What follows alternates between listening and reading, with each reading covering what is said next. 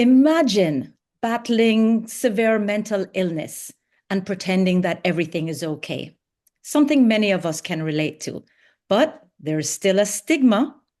This is Heart to Art. I'm Peta-Gaye Nash, and I'm so excited to welcome Colleen Taffe. Colleen has written, produced, and directed a play called Peace of Mind, Piece, Peace of Mind. And she uses theater and storytelling to explore mental health, resilience, and healing. I am so excited to chat with her today. You don't want to miss this episode. Good morning, Colleen. And I know that was a shortened bio of amazing things that you have done, including children's stories. Welcome to Heart to Art. Awesome. Good morning. Thank you so much for having me. Such a delight to be here this morning. Thank you. I want to start at the very beginning. What was happening in your life or in the world around you when this play was forming in your head? Okay, great question. I have worked in mental health since for many years, for many, many years. And at the time, I think that what was going on was I was seeing a lot more folks that look like us, equity deserving people. To be specific, I saw a lot of Black men trying to get help. And so I had an individual who I was working with that died. And I just remember being heartbroken and thinking, man, who's going to know this story and the importance and the relevance of it? I had a lot of friends who, they come to you and they know that you work in mental health. And so they come to you kind of on the down low to ask questions. Couple of very close individuals to me. And so I just thought, I've got to tell a story. I've been a storyteller for many, many years. And I thought, what a great way to invite people into the conversation of mental health struggles. Right. And when you say your friend had died, you mean that he had taken his own life. Well, I've had several. That one individual didn't take his own life. That one individual that I'm thinking about that really sparked my journey with peace of mind. That individual was actually in gang violence. But what was extraordinary about their story was they kept telling people, trying to ring the alarm that I need help, I need help. And I think because of the way they presented in hospital, in community services, they weren't getting the help that they needed. They were paranoid. They were, using substances. And so I think there was a lot of stigma attached to them. But I do think if people had just stopped and listened instead of making judgments and seeing, how that person presented, their life might have been saved from gang violence as well as psychosis. Left behind a child and a parent, a mother who was devastated, Of Yeah. course.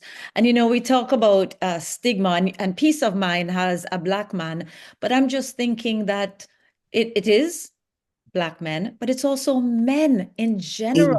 You got And it. and it's now youth, and the stigma is real. I mean, I have to admit, if I had a problem, I'm not going to talk about it with people at work who are above me and who could influence, and maybe I'm wrong. Maybe I'm wrong. Maybe I should break that stigma, but it is there for many people. Why do you think we're so ashamed? Yeah. There's two things. I've worked in community mental health and in hospitals for many, many years. And even though I work in mental health and addictions, even thus, if we struggle, we're not necessarily going to raise our hands and say us. I think particularly with the Black community, why is it a struggle? I am a psychotherapist by trade. And so I always go back. I always use my psychodynamic hat and I go back to history. History has told us, number one, that we carry on. In spite of how we feel, in spite of what's going on, you better carry on because there were consequences, even when we were sick, both physically and mentally, when we were pregnant, we had to push through. And so I think that intergenerational trauma has carried down and we've taught it to our children? How many of us say things like, don't air your dirty laundry, make sure you're not, telling on us, be careful of CAS, they want to take you away. So we're naturally been taught to be a very private people, right? And we're not going to necessarily share it with our friends and family because we don't want them to think any less of us. And when it comes to stigma, it's real. I've had someone say to me, a client that I've working with, say, Colleen, I'd rather be known as a drug dealing thug than someone who's struggling with depression, than Oh, someone who's suicidal. Yeah, they that said says no, that everything. That says they said everything. that stigma is too much. I would never get work. If people knew I was suicidal, depressed, they'd say, "What are you depressed for?" And so I think a lot of it, the stigma is hereditary. We've inherited silence. We've inherited at any cost. Let's just do it because we're strong, we're resilient. Resiliency can be a great thing, but it also can be a negative consequence of us as individuals. And so there's many layers, many integrated pieces that connect to why we traditionally don't go out and seek help. Plus, Gosh. let's face it, the healthcare system has let us down time and time and time again, right? Well, I mean, look at COVID when, young people had to wait so long to see a therapist. But I wasn't even going to go here. I can't believe I'm going here. But there is such a fine line between, the older generation. They never talked about their feelings. They No. really just pushed ahead to helping the younger generation now who are so feeling oriented. I don't feel like it. I feel bad. Yes. I don't want to. So, we let them sleep in. They don't go to school. Um, it's really hard for that fine balance of where do you push Yeah. And where do and you not? and where do It's you not with empathy, right? You got it. It's like the pendulum, like it's swung all the way to the other side. And I think, we're a generation, I think 2 or 3 generations removed from the, civil rights movement. And so we've now gotten to a place where we have overcome. I don't think of myself as oppressed. I think of myself as an overcomer. And so we want the opportunity to give our children the best life. We've Yeah. worked hard for that. Yeah. And so I do talk to parents that are like, well, Colleen, at least it's only marijuana, or he's only anxious. Like, and so we don't recognize that, yes, sometimes we are putting band-aids on solutions.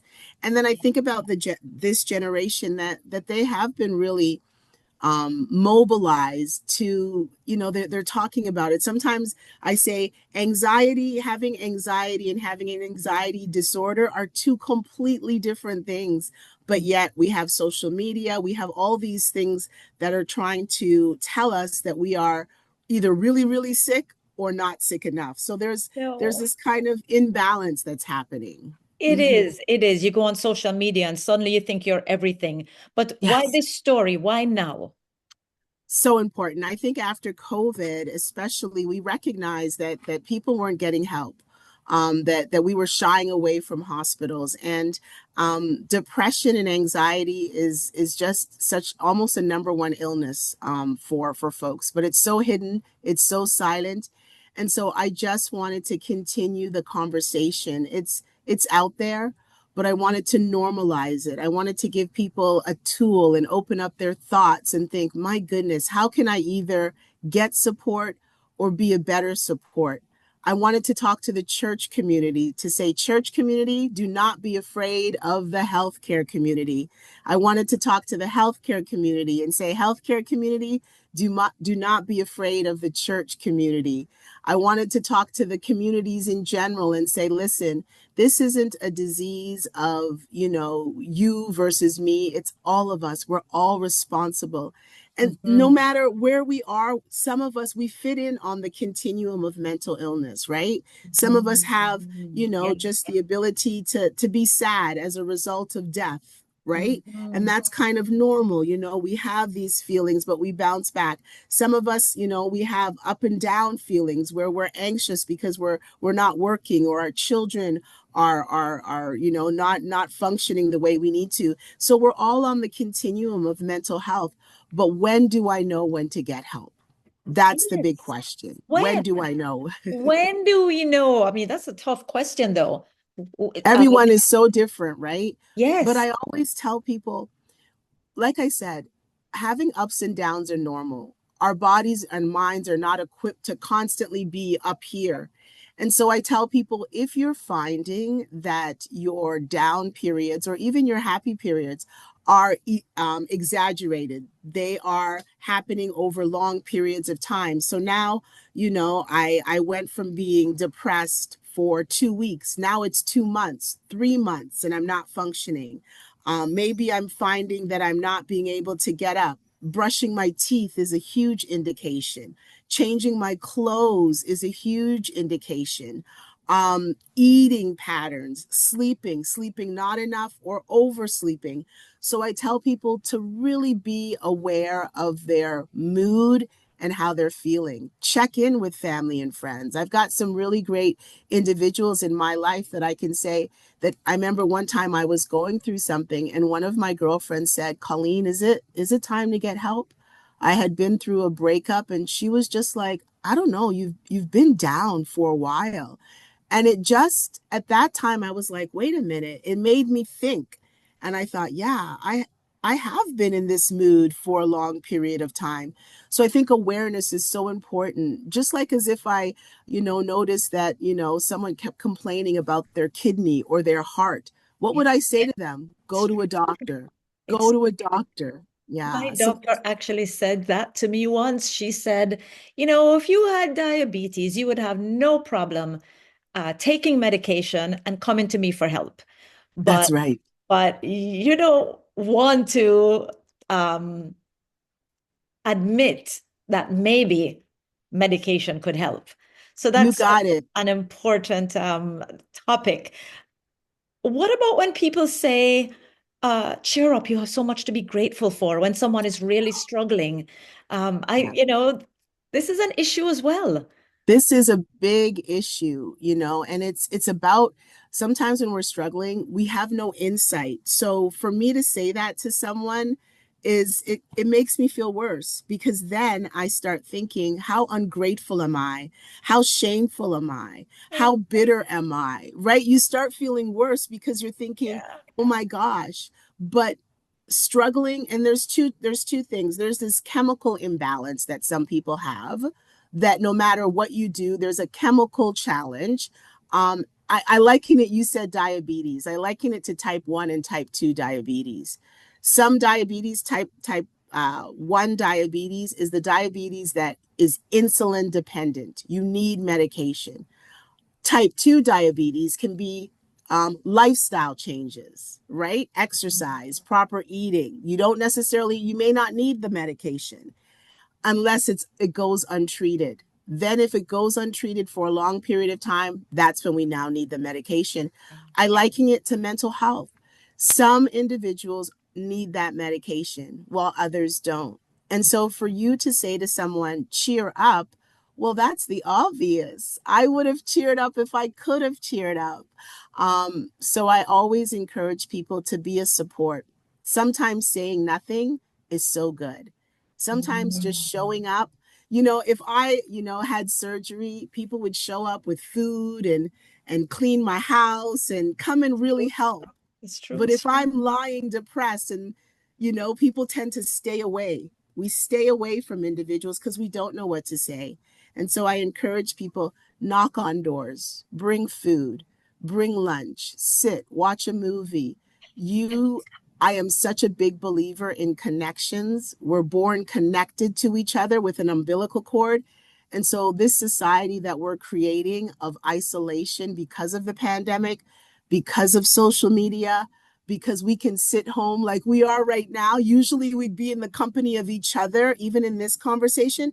This Mhm. world of technology, which is really, really great, but it also has its downside. People are more isolated than ever before. So I say sometimes talking, zip it and just be present with the individual and say to them, you know what, Colleen, what do you need from me today? What do you need from me today? And sometimes it's just a simple, just come and hang out with me, right? If anybody gets anything from this, of course, I want them to come see your play, which we're going to talk about. But if anyone is listening, that's the best piece of wisdom. Mm-hmm. Don't be isolated. Go and sit with your listening ears. I love that, Colleen. Thank you. You're Um, welcome. when you were making this play, first of all, your main character, Joshua, because I Yes, haven't seen the Joshua. play. I can't wait. I'm getting my posse together to go see on one of those nights. He looks like he has his life is all together. You He's got it. played by actor Sean Murray. Can you Yep.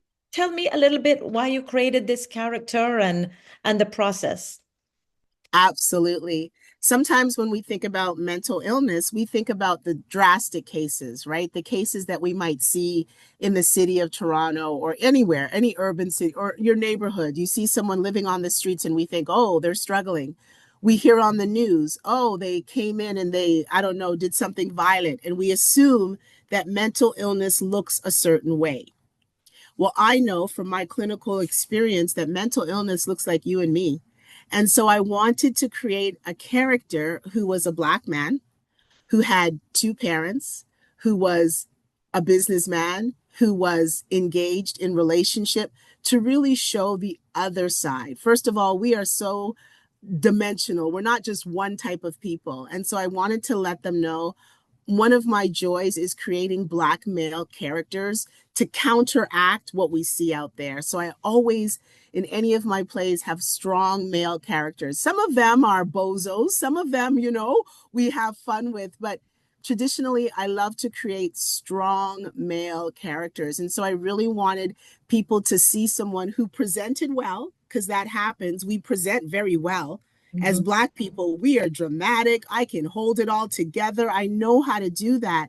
But what's going on the inside? And so it was really important to tell that story because those are the clients as a psychotherapist that I see. I don't necessarily see the person that's living homeless on the street. Like that's what I see at work. But in my private practice, I'm seeing businessmen, I'm seeing professionals, I'm seeing dads, I'm seeing brothers and uncles.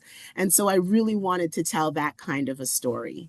Yes, and for me, seeing just friends and people I know, they present so well on the outside, including myself, but you don't see what happens at home where your head is in your hand. Yeah. Sorry, did I say that right? Yeah, your head is Yeah. in your hands and you're thinking, how can I go on? Yeah. So, such an important conversation. Yeah. I saw And you. thank you for your disclosure, right? Thank you for saying that. Like sometimes I'm like, yeah, I get home, I close the door, and you're wondering, like, yeah, who can I reach out to? So I'm just so appreciative of this conversation with you and how you're sharing as well. Well, any of my friends watching sure as hell know that I reach out to them. I do Me reach too. out to them. I think I'm very lucky actually, because on the one side, yes, I have these horrible low moods, but on the other side, I have so many people I can reach out to, including my husband, my friends, even my sisters, my family. So I'm very lucky that way. But maybe they're kind of tired of me reaching out. But it is so important. It is. And sometimes I always tell people I don't like I have my faith, which is a really big thing, and I have a small circle. And I tell people sometimes I don't have to reach out and say, "Oh, you're depressed today." Sometimes I can just reach out and say, "Hey, let's go see a movie." Like it's not always about the illness. Like if someone was struggling with cancer, I wouldn't come and knock on the door and just constantly be talking about the cancer, right? I would also bring other things and try to normalize stuff. So I say to people, you don't have to come and knock on my door and say, Colleen, I know you're depressed today. You can be like, hey, Colleen, let's go to a movie. How about a vacation? Like trying Absolutely. to look on the other because we're so many parts to who we are. And so you can actually bring in other things. And so I know sometimes that trips us up in conversation. You don't always have to talk about what's going wrong. You can also talk about so many things that are going right for the individual. So, so true. Would you say that this play, Peace of Mind, carries a weight of history, meaning slavery, survival, endurance? I know we had touched on that a bit, but I think it's part of the conversation that a lot of people don't want to go so deep into when they say, well, why does it still affect you? It happened, so many years ago. But do you think that there's still a connection? 100%. As a therapist, I know that like there's eugenics, there's where we've got a change in DNA as a result of some of the horrible, our past. And so I understand that to be very much true.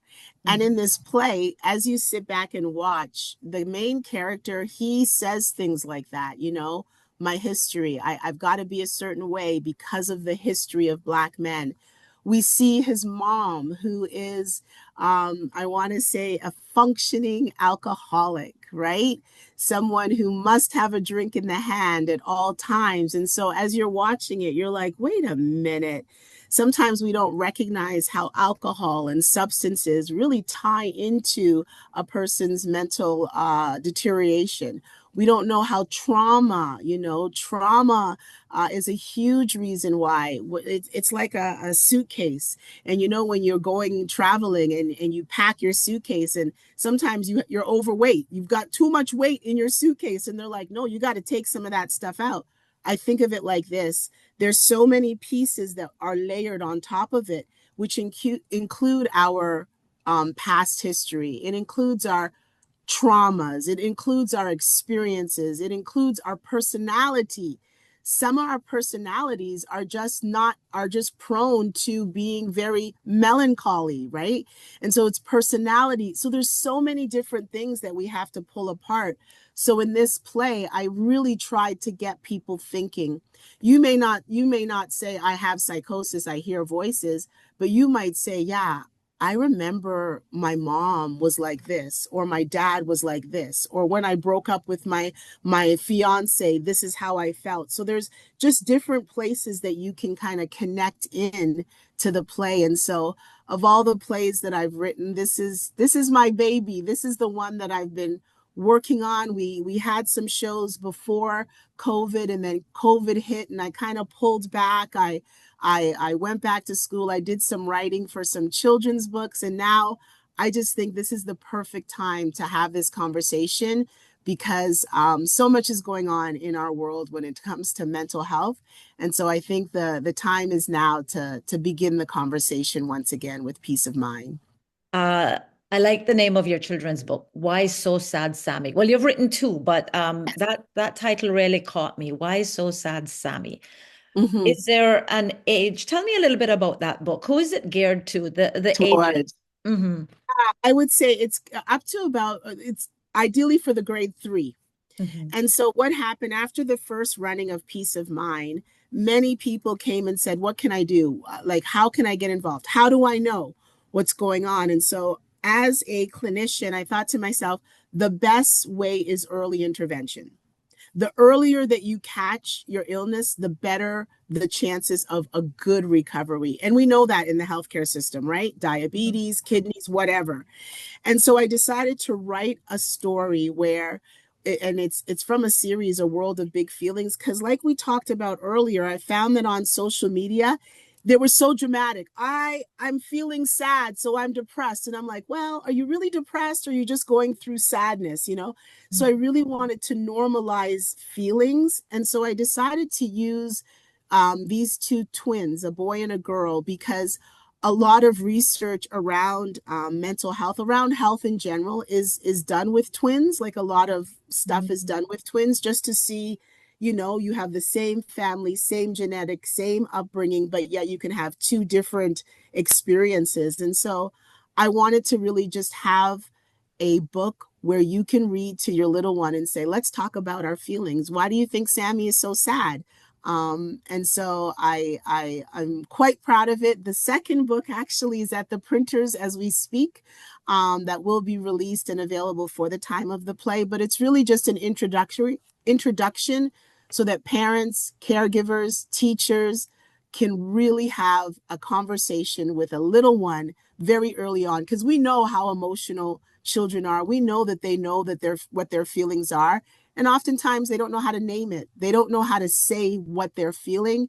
And so my hope is after reading, you can now have a conversation. What does sadness mean for you? What does worry mean for you? And be able to get them to verbalize how they're feeling and normalize it. So when they're older, they can say, yeah, I know what this feeling is. And I know how to put some things in place to help myself manage when I'm going through so that they won't end up in hospital, Mm-hmm, right? If we mm-hmm. don't treat That's our right. mental illness, we end up getting worse. And sometimes we end up in hospital. Right, unfortunately. Going back to peace of mind, what Mm-hmm. do you hope that viewers get from this amazing immersive stage production? Yes, it is immersive indeed. And I hope that viewers get conversation. I hope that they find themselves in the script. I hope that they say, you know what? I am not too proud to go and get help. I hope they see that it's 1 in 4 individuals who struggle. So they're not part of the minority, they're part of the majority of us who are struggling. And now they can go out and feel that I can tap into, whether it's the faith community, your friend and family, whether it's going through healthcare. I don't know. The other thing that I hope is that those of us who do have people that are struggling, we will find hope in the story. We will realize, my goodness, I'm not alone. And this story is so familiar, but there's hope at the end of the day. Hope that I can make a difference in the life of my loved one. And it gets you thinking. At the end of the play, there's a couple of surprises. And so I also wanted people to know that recovery looks different. Mhm. Recovery, when we say that word, sometimes we think recovery means that I'll never struggle again, and it may not be true. Because after I come out of the hospital out of heart surgery, I've got recovery, but I'm never going back to who I was before heart surgery. I've got to now adjust with living with a pacemaker or living with dialysis. And so I'm trying to let people know that there's different ways that we can recover. And so, I'm a faith believer, and I think, what is the way that God has encouraged you to recover? It could be exercise, it could be medication, it could be therapy, it could be whatever, leaving your job. Some of us are so stressed, right? So I wanted people to know that there's different definitions of the word recovery. And let's not pigeonhole ourselves to think that, oh my goodness, they're not recovering because they're still taking medication. Medication is a form of recovery, right? Yes, thank you for saying that for so many people out there who really need it and resist. But I keep thinking about that man who you mentioned, who said he would rather be thought of as a what did you Drug, say? drug thug Drug dealing. thug. If that individual watched your play, do you think that he would have a shift in mindset? Yeah, yeah. Listen, I'll tell you what the incredible thing about this story is. It's like, the characters that are involved, obviously there's many men. And as I reflect on that, I've had them have a change of heart. I see them posting. I see them talking about it. I see them saying, Colleen, my friend is coming. Conversations are happening. One of my characters has a male group chat. These men, they do these things. He's got a WhatsApp group, and he's saying that they're having conversations, about their struggles, about silence, about the need to get help. They're reaching out. And so I do think that if he had seen that, and the hope is that particular individual, we worked together for so long, he did end up going out to get help, but I would think that they would recognize that stigma, that silence is actually the disease. Silence is the disease, right? So that's my hope, that they would reach out and get help. I love that. And you have two showings coming up. Yes. Oh my So gosh. February 21st. February Yeah. 21st in Mhm. Mississauga at the Maja Prentice Theater. Listen, I just checked tickets. It's going fast. It's going to be starting. The doors open at 6 and we start at 6:30. It's in a theater. It's a little cozy place at Bloor and Burnham Thorpe. And so is it Blorenberg? Yes, it's a great opportunity for you to come out if you're on the west side of town.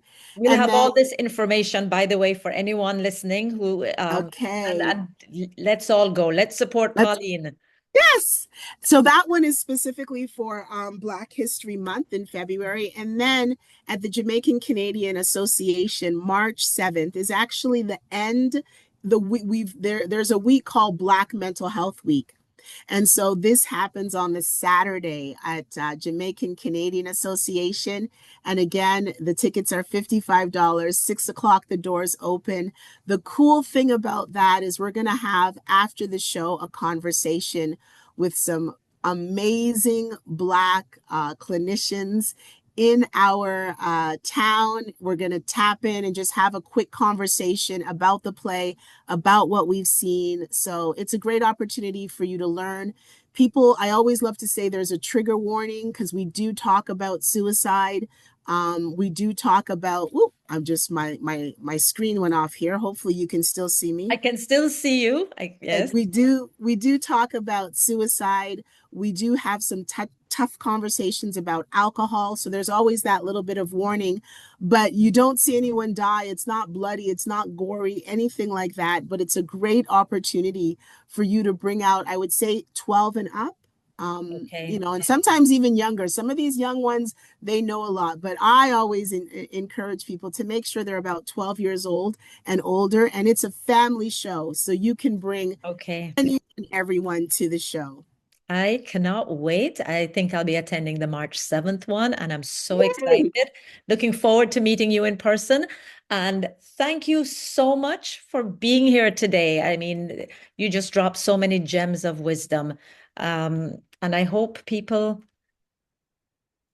will benefit from this podcast Yes, and the absolutely. play and the play. And the play and the conversation, right? At the end of the day, it's about conversation, letting people know that mental illness, it's nothing to be ashamed of. It's something that you didn't necessarily do to yourself, but there is a way out. At the end of the day, there is a way out, right? So thank you so much for this conversation. Dean, thank you. This was wonderful. It Absolutely was wonderful. And we'll have all your information for anyone who wants to attend. And you said tickets are available on Eventbrite. on Eventbrite. Yes. Okay, wonderful. Thank you. Thank you so much. You take care. You too. Bye bye.